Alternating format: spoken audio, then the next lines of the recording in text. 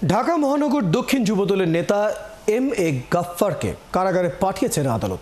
রোববার chief metropolitan magistrate আদালত নাশকতার 4 মামলায় তাকে জামিন দেননি। এ সময় মামলায় আওয়ামী লীগ আমলে তার সাজা হয়। এদিকে সংসদ সদস্য কামাল মজুমদারের ছেলে শাহেদকে রিমান্ডে পাঠিয়েছে আদালত। আরও জানাচ্ছেন সৈকত সাদিক।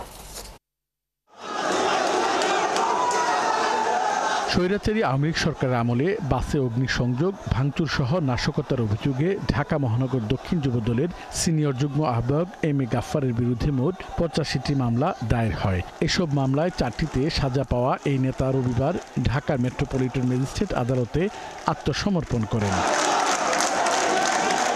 সকাল থেকে আদালত চত্বরে ভিড় করেন মহানগর যুবদলের বিভিন্ন ওয়ার্ডের নেতাকর্মীরা। এ সময় এম.এ. গাফফার বলেন, আইনের প্রতি শ্রদ্ধাশীল হয়ে আত্মসমর্পণ করতে এসেছেন তিনি।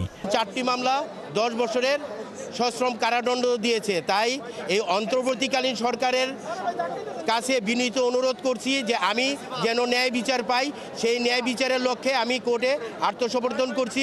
তবে ঢাকার মেট্রোপলিটন ম্যাজিস্ট্রেট মনিরুল ইসলাম ও মিনহাজুর রহমানের পৃথক আদালত 4টি মামলায় তার জামিন না মঞ্জুর করে জেল হাজতে পাঠান।